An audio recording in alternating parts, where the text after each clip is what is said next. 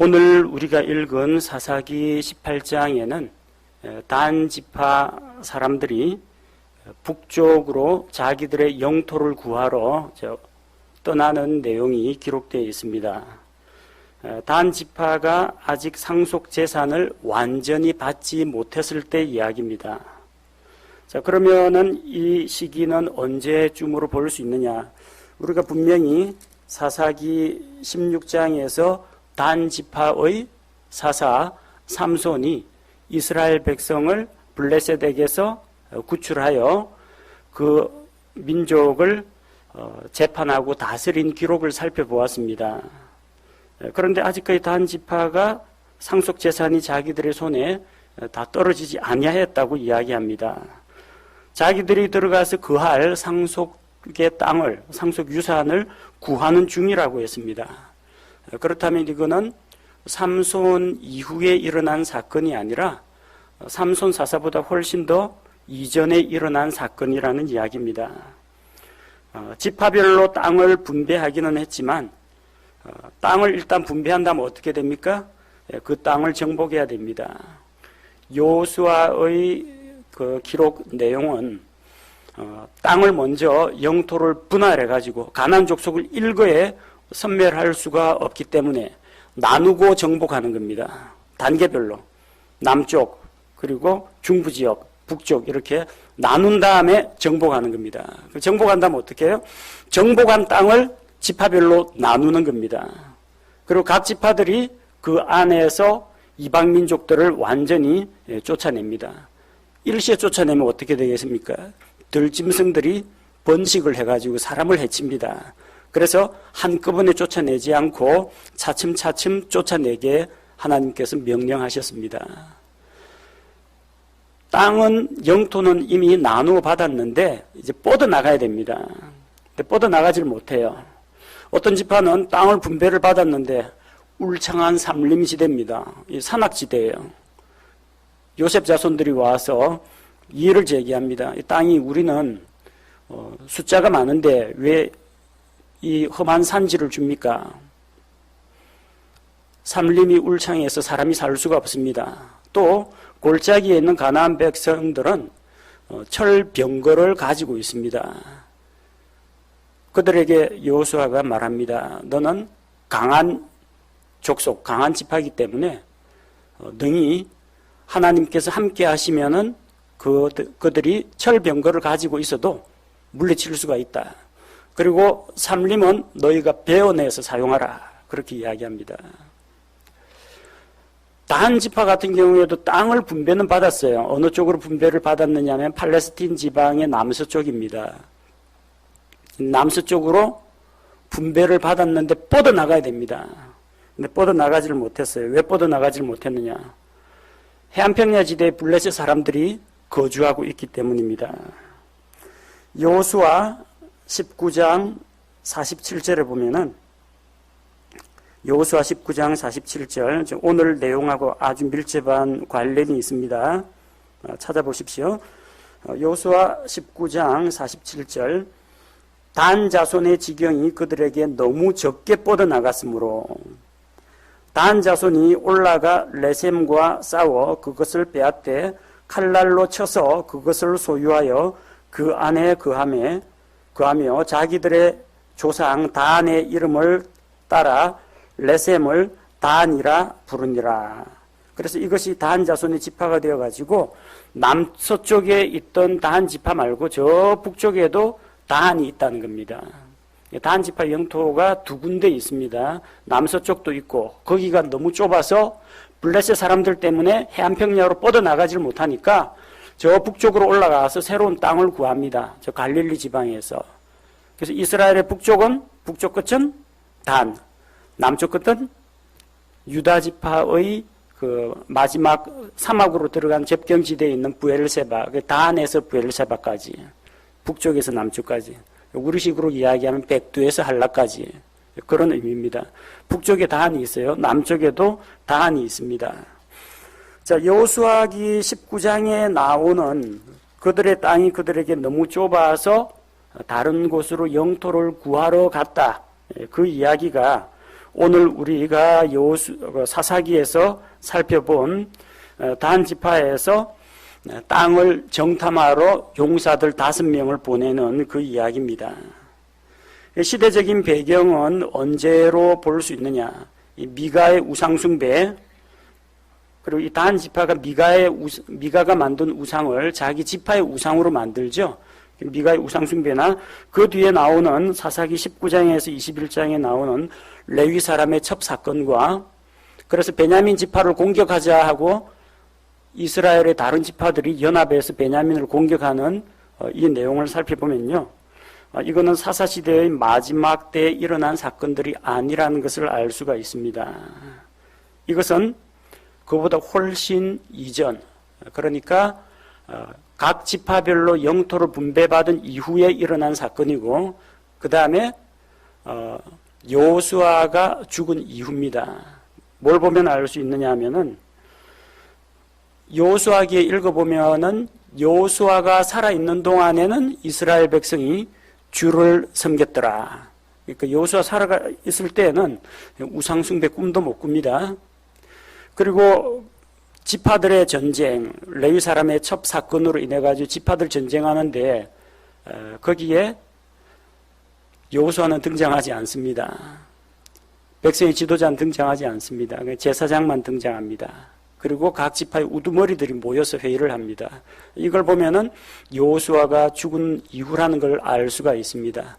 그래서 이스라엘 지파가 가나안을 정복하고 영토를 분배하고 어느 정도 시간이 지났는데 각 지파들이 할당받은 땅에서 이방민족을 하나씩 섬멸하면서 뻗어나가는 중, 그러고 나서 여호수아가 죽은 이후라는 것을 알 수가 있습니다. 자, 궁금하신 분들은 여러분이 가지고 있는 킹 제임스 성경 뒤쪽에 보면요, 성경 연대기 표가 나옵니다. 성경 부록으로는 75쪽 성경 연대기라고 되어 있습니다. 부록에서 75페이지입니다.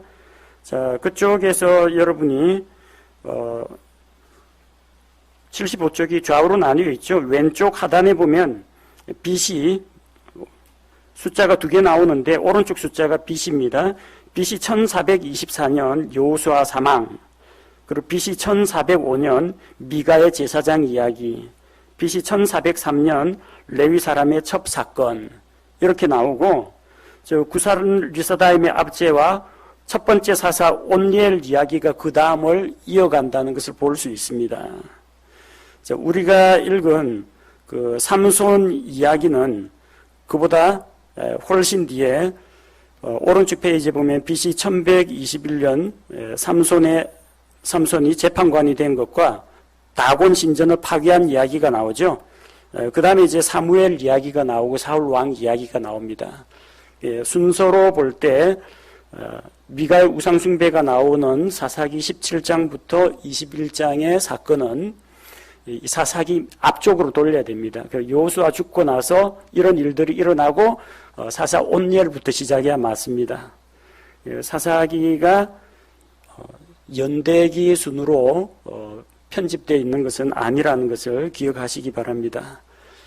여기에 대해서 조금 더 자세히 공부하기를 원하시는 분은 우리 교회 신학원 강좌 홈페이지에 올라와 있습니다. 그 중에서 이스라엘의 역사, 그 중에서 사사시대 이야기, 그 부분을 한번 찾아서 들어보시기 바랍니다. 자, 시대적인 배경에 대해서 간단히 말씀을 드렸습니다. 자, 우리가 읽은 말씀에 보니까 오늘 2절에 단 자손이 자기들의 지역, 곧 소라와 에스다올. 소라와 에스다올, 이거 이름 들어보셨죠? 삼손의 출생 때 나왔던 지명입니다. 근데 이것을 뭐라고 했어요? 단 자손이 자기들의 지역 소라와 에스다올. 그러니까 소라와 에스다올, 저기 팔레스틴 남서쪽에 있는 이 땅을 단 지파가 분배를 받았다는 이야기입니다. 자, 분배를 받았는데 땅이 모자라니까, 공간이 부족하니까 저 북쪽에 가서 땅을 더 찾아보라는 이야기입니다. 단 지파는 그 위쪽으로는 저 에브라임이 있고요. 단 지파에서 오른쪽으로 가면은 유다 지파가 나옵니다. 단 지파에서 왼쪽 아래로 내려가면 블레셋 사람들이 있습니다. 근데 지파별로 땅을 나누었기 때문에 다른 지파 땅을 빼앗을 수는 없습니다. 제비 뽑아 얻은 그 땅은 그 지파에게 속하게 되고, 누군가가 시집장가를 가더라도 지파 경계선은 변하지 않습니다. 나중에 50년마다 돌아오는 희년이 되면은 팔렸던 땅까지도 전부 다 원주인의 후손들에게로 돌아오기 때문에 지파 경계선이 그대로 유지가 됩니다. 따라서 하나님께서 제비 뽑아 얻게 하신 그 땅을 단 지파가 공간이 부족하다고 에브라임 지파를 칠 수가 없습니다. 유다 지파를 공격할 수가 없습니다. 같은 동족이고 지파 경계선이 있기 때문에. 그럼 뭐 어떻게 해야 돼요? 블레셋 사람들을 쳐야 됩니다. 근데 블레셋 사람들은 강한 군대를 보유하고 있고 또 이 철제 무기들을 보유하고 있습니다. 자, 그래서 밑으로 치고 내려가기는, 블레셋을 공격하기는 부담스럽기 때문에 아직까지 이 팔레스틴 땅 중에서 다른 지파에게 속하지 않은 그런 땅을 찾아 나선 겁니다. 저 이스라엘 북쪽 두로와 시돈 지방 있는 그곳까지 이제 올라가게 됩니다. 그래서 단 지파가 밖으로 더 많이 뻗어나가지 못하게 되니까 더 넓은 땅을 얻기 위해서 오늘 본문 말씀처럼 5사람의 용사들을 엄선해서 정탐꾼으로 보냅니다. 그 정탐꾼이 단 지파에서 출발해서 유다를 지나가지고 저 에브라임 쪽으로 올라갑니다. 근데 올라가다가 단 지파의 정탐꾼들이 미가의 집에 머물게 됩니다. 에브라임 산지를 통과해야 되니까. 그런데 3절에 미가의 집 옆에 이르렀을 때 젊은 레위 사람의 음성을 알아듣고, 뭐 레위 사람 음성이 특별해서 목소리만 듣고 레위 사람이다 그렇게 알아듣지는 않았을 겁니다. 깊은 산중인데 히브리어로 말하는 사람 목소리를 들었다는 겁니다. 만나보니까 그 사람은 레위 사람이고 또 복색을 보아하니까 이 제사장 복장을 하고 있더라는 겁니다. 미가가 자기를 위해서 에봇도 만들었다고 했죠. 그러니까 자기가 만든 에봇을 이 젊은 청년 레위인에게 딱 입혀놓으니까 누가 봐도 제사장으로 보이죠.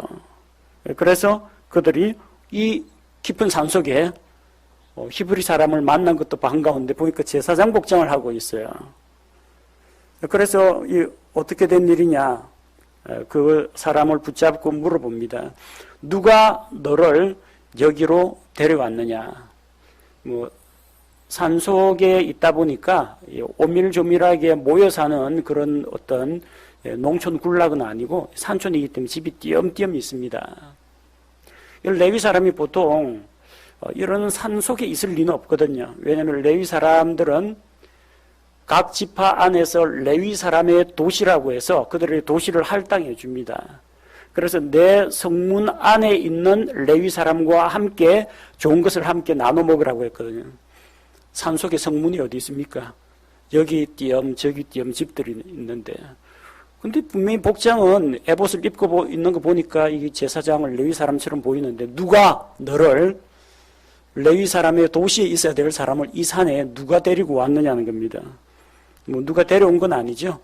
베들레헴 유다에 있었는데 사람들이 11조도 하나님께 드리지 않고 레위 사람도 챙겨주지도 않고 하나님께 희생 헌물도 안 드리고 전부 다 우상에게 갖다 바치니까 레위 사람이 먹고 살 수가 없어요. 그래서 일자리를 찾아가지고 오다 보니까 에브라임 산지 미가의 집에 이르는 겁니다. 내가 이곳에서 무엇을 만드느냐. 그 사람이 무슨 손재주고 해서 뭘 만든 건 아니고 무엇을 만드느냐 말은 너 여기서 무슨 일을 하느냐 그 이야기입니다. 저 밑에 저 대도시에서 사람들하고 같이 어울려가지고 지내면서 율법을 가르치고 해야 될 사람이 이 깊은 산속에 뭐 먹을 게 있다고 무슨 일을 하며 뭘 하며 먹고 사느냐는 겁니다. 뭐 하긴요, 우상을 섬깁니다. 내가 여기에서 무엇을 얻느냐. 우상을 섬긴 대가로 숙식이 제공이 되고 옷도 주고 그 다음에 월급도 받고 있습니다. 보수를 받습니다. 4절에 레위 사람이 자기가 어떻게 미가의 집에 와서 제사장으로 고용되었는지 우리가 그 지난 시간에 읽었던 그 내용을 설명해 주는 겁니다. 마침 이 정탐꾼들은 새로운 땅을 찾아서 가고 있습니다. 사실 목적지가 없어요. 땅이 있을지 없을지 자기들도 몰라요. 이스라엘 지파의 영역에 속하지 아니한 빈 땅이 있을지 없을지 모르고 무작정 길을 떠난 겁니다. 앞길을 까마득해요. 그래서 마침 또 이 제사장 복장을 하고 있는 레위 사람을 만나니까 반가운 마음에 물어봅니다. 5절에 그 레위 사람에게 자기들의 앞길이 형통할지 형통하지 않을지 하나님께 조언을 구합니다. 레위 사람을 점쟁이로 생각하면 안 됩니다. 레위기 어디를 읽어봐도 백성이 미래 일을 상담하거든 이렇게 점치는 도구를 사용해서 점을 쳐서 미래를 알아맞히라 그런 이야기는 나오지 않습니다. 하나님께서 그 하나님의 뜻과 계획이 미래에 어떻게 이루어질 것이다. 너희가 순종하면 미래에 어떻게 되고 불순종하면 어떻게 된다. 이거는 이야기할 수 있지만 개인의 길흉 화복이나 개인의 미래를 하나님께서 가르쳐 주지 않습니다. 그러나 요수아가 죽은 다음에 이스라엘 백성들이 대부분 우리가 사사기에서 읽었던 것처럼 우상숭배에 빠졌습니다. 근데 이방 종교 우상숭배하는 데 가면은 다 그쪽에 있는 사제들, 제사장, 무당들이 하여튼 길흉화복을 알려줍니다. 마귀들과 계약을 맺고 미래를 점치는 그런 일을 합니다. 거기에 젖어 있던 사람인지라 이 레위 사람 청년을 보고 우리 앞길이 어떻게 될지 한번 하나님에게 조언을 구하는 겁니다. 6절에 보니까 레위 사람 제사장이 그들에게 답합니다. 평안히 가라. 너희가 가는 길이 주 앞에 있느니라. 하나님께 물어보지도 않고 자기가 대답을 한 겁니다. 이 사람이 하나님께 잠깐 기도했다는 이야기도 안 나오고 주께서 이 레위 사람에게 무슨 말씀을 주셨다는 이야기도 없어요. 단 지파의 용사 5명이 레위 사람 청년에게 물으니까 레위 사람 청년이 즉석에서 하나님 대신 자기가 답을 합니다. 평안히 가라. 너희가 가는 길이 주 앞에 있느니라. 솔직히 말하면 이 레위 사람은 이 5사람이 어디서 온 사람인지 어디로 가고 있는지 왜 가고 있는지 아무것도 모릅니다. 하지만 어쨌든 사람이 싫지 않을 만한 대답은 해줄 수 있습니다. 대충 눈치 보면서 이런 말 하면 좋아하겠구나. 평안히 가라. 너희 가는 길이 주 앞에 있느니라. 어디 가는지도 모르지만 어쨌든 잘 될 거다. 그렇게 이야기합니다. 이것은 그가 하나님께 기도하고 여쭤본 내용이 아닙니다. 대언의 말씀이 아닙니다. 순전히 자기 생각입니다. 서로 이 레위 사람이 하나님 앞에 하나님 이 5사람이 가는 길이 어디며 앞으로 어떻게 되겠습니까? 물을 리도 없지만 물어도 하나님이 대답을 안 해주실 겁니다. 왜요? 아니 우상의 제사장이 하나님한테 무슨 볼 일이 있다고 하나님한테 물어봅니까? 자기가 만든 그 우상, 미가가 만든 우상한테 가서 물어보든지 말든지 해야지. 좋은 그 희생물은 우상한테 다 갖다 바치고 힘들고 어려울 때, 자문 구할 때, 도움 구할 때는 하나님 앞에 나오는 거. 하나님은 그렇게 사람에게 이용당하지 않습니다.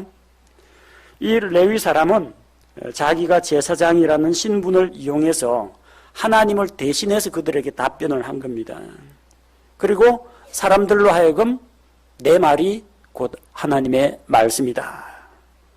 내가 하나님을 대신하는 사람이다. 하나님의 권위를 무단으로 도용하는 일을 했다는 겁니다.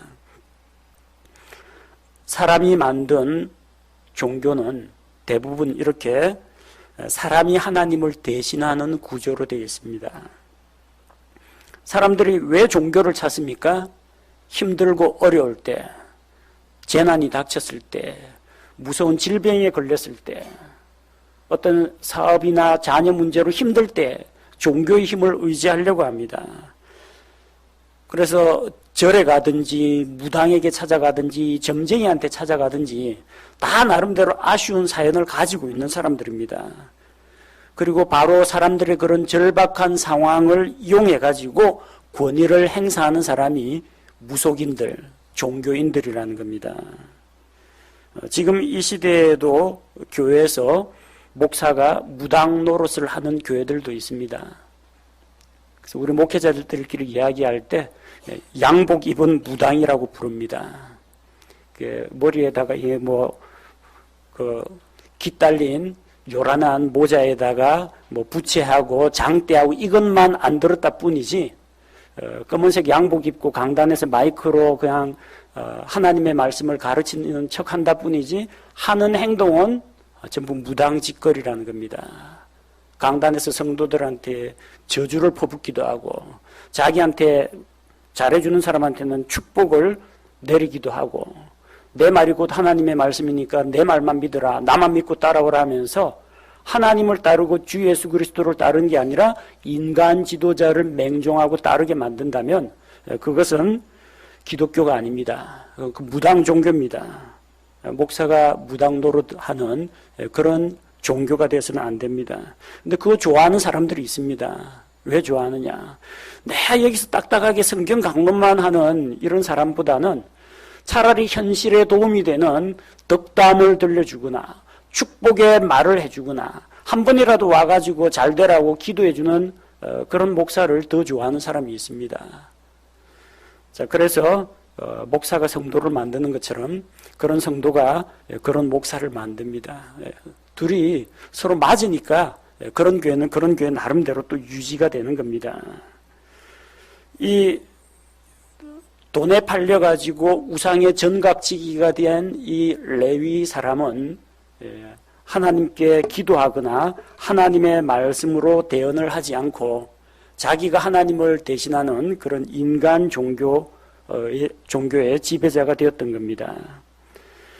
그리고 이 5명의 용사들은 라이스 땅을 정탐합니다. 라이스는 저 이스라엘 북쪽에 있는 도시입니다. 우리가 아까 읽었던 사사기 18장 29절에 보니까 우리가 다음에 읽을 내용이네요. 사사기 18장 29절에 보니까 이스라엘에게 태어난 자기들의 조상 단의 이름을 따라 그 도시의 이름을 단이라 하였으나 그 도시의 이름은 처음에 라이스더라. 다음 시간에 읽을 겁니다. 라이스가 단이 되는 이유가 원래 이름은 라이스인데 남쪽에 있던 단 지파 사람들이 그 북쪽 땅을 차지하고 자기 지파의 시조가 되는 단의 이름을 따서 북쪽에 있는 단이라고 불렀다는 겁니다. 그게 우리가 조금 전에 읽었던 여호수아기에 나오는 여호수아기 19장 47절 레셈을 단이라 불렀더라. 라이스하고 레셈 표기법상 차이는 있지만 동일한 지명입니다. 그래서 그들은 라이스 땅을 탐지하는데 이 라이스 레셈이라고 하는 땅은 어떤 곳이냐면 저 이스라엘의 북쪽에 있습니다. 그러니까 이스라엘의 어느 지파에게도 속하지 않은 땅이라는 겁니다. 다른 지파에 속한 땅이면 함부로 빼앗을 수가 없겠죠. 근데 이스라엘의 최북단하고 북쪽에 있는 두로와 시돈과의 경계에 있는 땅입니다.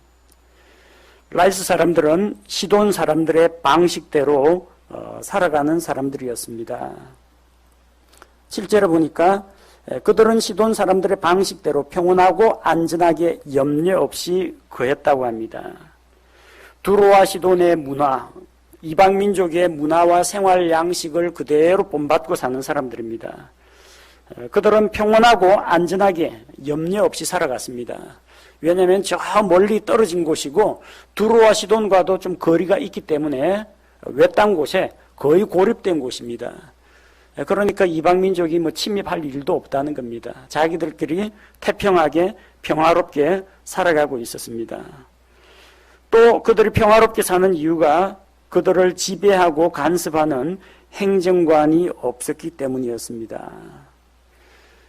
옛날 우리 조상들 이야기에도 나옵니다. 어떤 한 산골을 변복을 한 안맹의사가 지나가는데 그 한 집에 머물게 되었습니다. 주인하고 이야기를 나눕니다. 깊은 산 속에 이렇게 살고 있으면은 무섭지 않습니까? 이 깊은 산 속에는 호랑이도 나오는데 안 무섭습니까? 하니까 밑에 내려가서 악독한 사또에게 세금 뜯기는 것에 비하면은 호랑이 따위는 전혀 무섭지 않다고 이야기합니다. 거기서 나온 말이 호랑이보다 더 무서운 게 악덕 공무원, 악덕 사또, 악덕 지방 행정관이라는 겁니다. 이곳은 규모가 그다지 크지 않은 도시입니다. 누가 어떤 행정관이 있고 그 위에 관청이 있고 또 그 위에 왕이 있고 해가지고 세금을 걷어들이고 부역을 시키고 하는 이런 행정 체계가 갖춰진 곳이 아니기 때문에 압제하는 사람이 없었다는 이야기입니다. 시돈 사람들과도 멀리 떨어져 있었고 어떤 사람들과도 상관하지 않고 독자적으로 살아가는 곳이었습니다. 그들의 보고에도 나오지만 땅에 있는 어떤 것도 부족한 것이 없는 곳이라고 했습니다.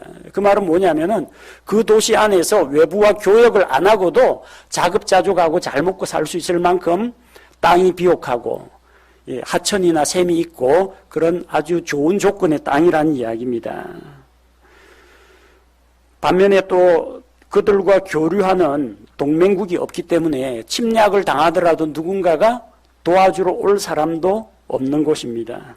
이런 곳이 있다면 참 좋죠. 자주 국방만 갖춰진다면은 그리고 평화로운 통치자만 나온다면 참 살기 좋은 곳입니다. 이 5 용사가 그 라이스 지역의 땅을 살펴보니까 괜찮은 곳입니다. 만약에 이곳이 다른 인접한 도시와 가까운 곳이면은 이 땅을 차지하려고 하면 위협을 느낀 다른 도시에서 거들어주러 옵니다. 그럼 또 피 흘리면서 또 싸워야 되겠죠.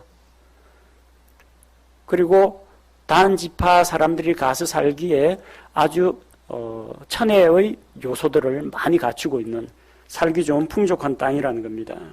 돌아왔습니다.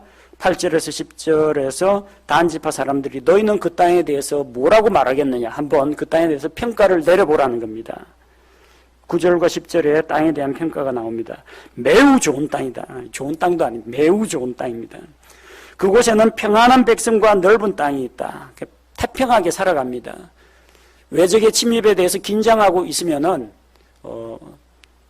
자치대원들이 있어가지고 자경대라고 하죠. 도시를 지키려고 전쟁 무기 가지고 성을 쌓고 순찰을 돌 텐데 그냥 태평하게 평안하게 사는 사람들이라는 거예요. 땅도 아주 넓어요.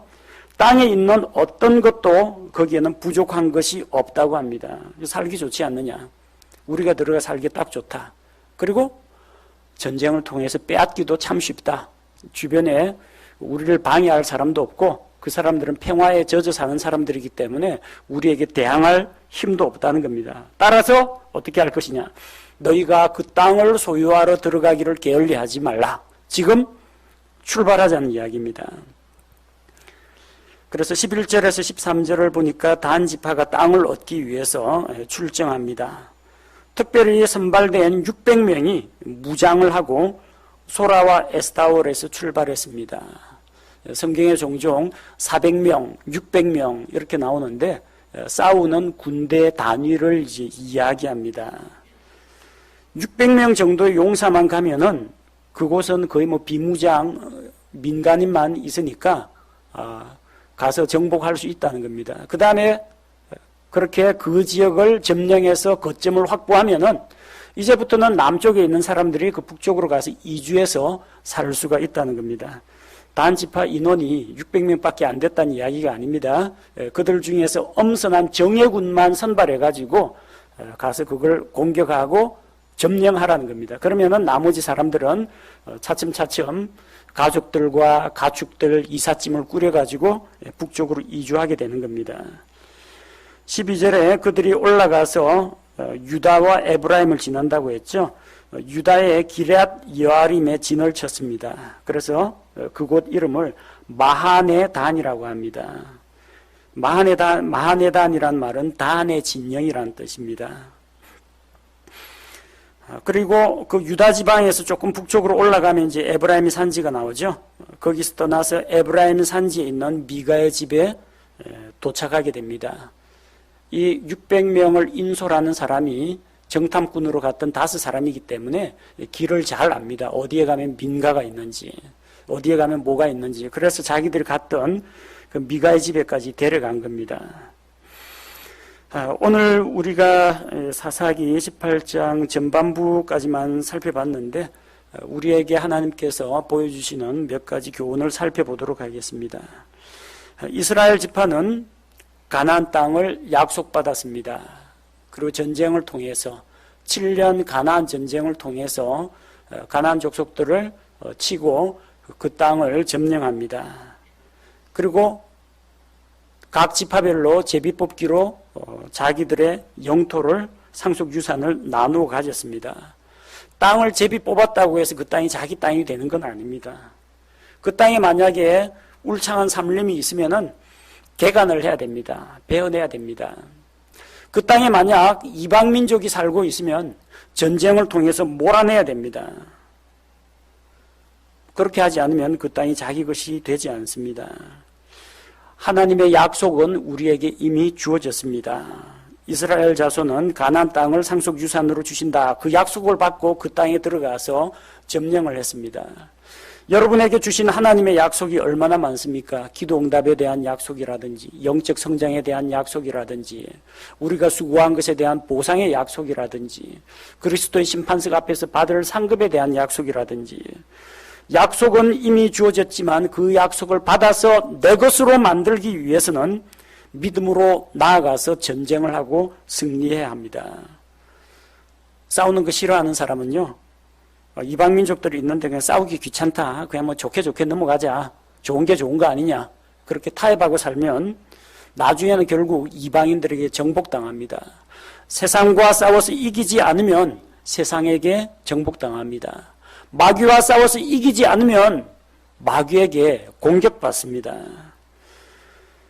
여호수아기에서 전쟁이 끝난 게 아닙니다. 사사기에 와서도 여전히 하나님의 백성은 그 땅에서 전쟁을 해야 합니다. 태평하게 손 놓고 있다가는 자기도 모르는 사이에 이방 민족의 종교와 이상한 풍습에 빠져버리고 하나님을 잊어버리고 후퇴하는 신앙생활을 할 수밖에 없다는 것입니다. 두 번째로 우리가 살펴보아야 할 내용은 사람이 하나님을 대신하고 하나님의 권위를 하나님의 이름을 도용하는 이런 종교놀이를 해서는 안 된다는 겁니다. 다한 지파 사람들은 자기들의 앞날이 보이질 않으니까 뭐 땅이 어디 있는지도 모르겠고 가서 과연 그 땅을 얻을 수 있는지는 더 모르겠고 그래서 절박한 심정에 레위 사람 제사장 복장을 하고 있으니까 그 사람을 붙잡고 하나님께 묻고자 했습니다. 그러나 우상을 섬기는 제사장에게 하나님께서 말씀을 내려주실 것이라고 기대해서는 안 됩니다. 하나님은 그 레위 사람에게 아무런 말씀도 주시지 않았습니다. 레위 사람은 그럼에도 불구하고 자기가 하나님의 대리자인 것처럼 평안히 가라. 너희 앞길에 하나님의 축복이 함께 하시기를. 너희 길은 주님 앞에 있느니라. 이렇게 그들에게 좋은 말로 복을 선언했습니다.